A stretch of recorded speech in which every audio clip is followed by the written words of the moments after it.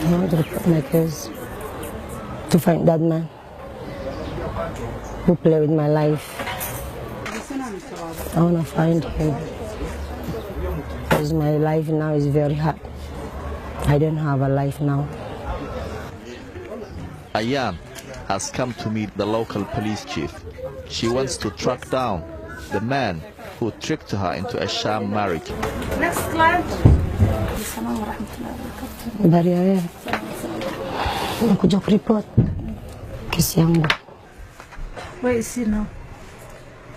Where can I find him? Last week he was here. So now if he's here or not, I don't know. Okay, give me his number.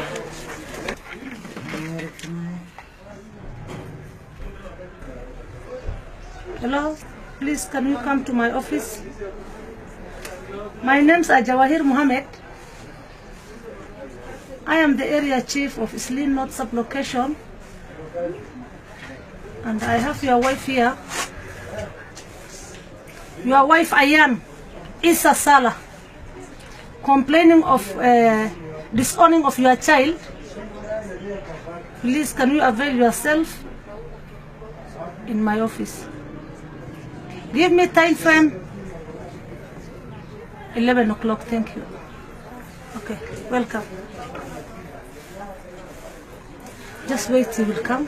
Okay. And then we will solve your problem. Next customer. This is Eastleigh, a district of Nairobi, where a growing number of women have been reporting serious cases of male exploitation. They are victims of a form of sex tourism. Somali men from the West travel here to have sex with young women, but do so under the guise of marriage. It's known as vacation marriage. Most of the population in Eastleigh are Somalis. It has also become a popular destination for Somalis who live in Europe and America. I have come to meet Ayaan at home. She's staying with a friend because her family have thrown her out. guurkan dhibka uu ku keenay familkaagii baa ku dayriyay walaalkay gaariga u dambeeyay magaalada ku socdaa laakiin ma arki karaan baabuurka kugu dhufanaa oo dad iska soo baxay why ma ku arki karibu uu ay ceebayso wana ceebayso magaceena ku ciyaartay subaxdeena la isreer ciise salax magac weyn ay leeyihiin adduunka laakiin magaceena adiga ku ciyaaray garaac noo keentay walaashii xataa maalin loo aroosa xalay hay wadana tii ka yar dootana wala aroosa adila lagu ma aroosin uurka ugu horeeyay garaac noo keentay إلا هذا أنا أسمع كل اسمه جعلي والله. لا والله والله ما يسمع أنا عنقي لا لا كنا ولا ما يسمع.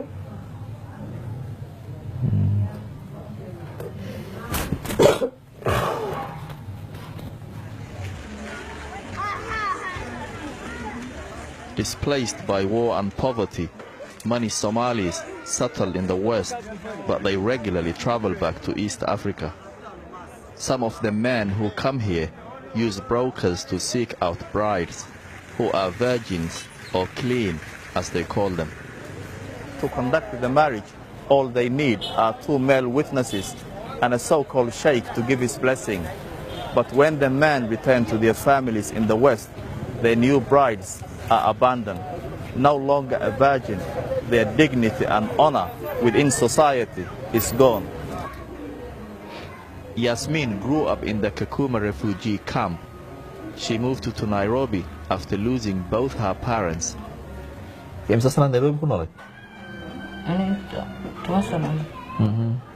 it's here she met a Somali man from London.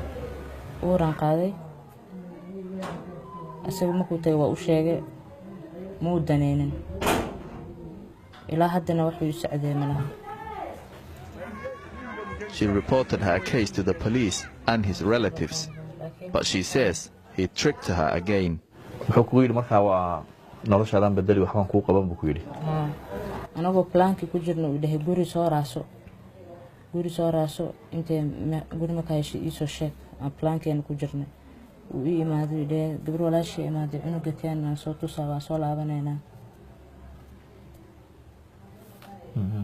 واي هند وأقول اللي بيساعني وحاسة وشو وقعت مو بالدنبا مو وصلنا قريبا.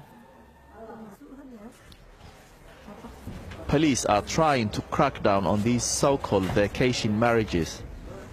But men know that dollars and a Western passport can often help them evade justice in Kenya.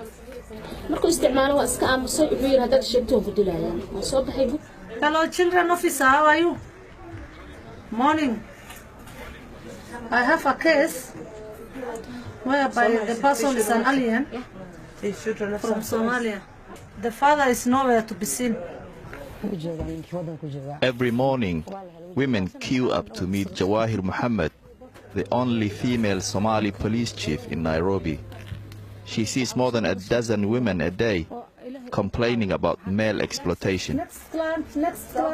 Women here trust her because she understands their plight. So she gets this man, came from Europe. He promised her heaven, whereby he will not do anything for her. When he gets her, the few months that he's been given visa to stay in the country, he will stay with her and get the marriage. You know, he will take her to a sheikh, they will engage each other. This lady, she can get disease for first, she can get disease, she can get pregnant, and this man, when he goes back, he leaves her in a pathetic way. So, this lady, she doesn't know how to trust this man. This lady, she doesn't know the way forward. She is there to suffer alone.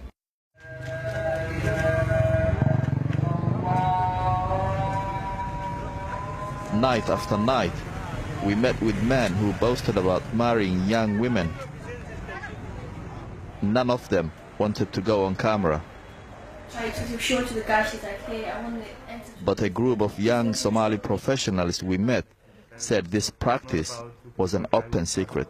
When a guy comes solely just with an intention of sex tourism, it's a very big global phenomena. Guys go to Thailand, to China, to Asia. It's everywhere. Everywhere. It's actually an issue that's been talked about, but not in the Somali societies. I believe girls have some bit to play. I mean, we can all say 100% men are the problem. Once this guy comes, her intention is to exploit as well. There's some girls who live below $1. They don't even have $1 to use for a day. That's what is happening. So when this girl tries to change her life, tries to look for work, she goes to a guy, or the only thing that he sees, this girl is vulnerable, she has nothing, she came up to his door to look for work. So the only thing that he thinks first is, can I use you first? You get it?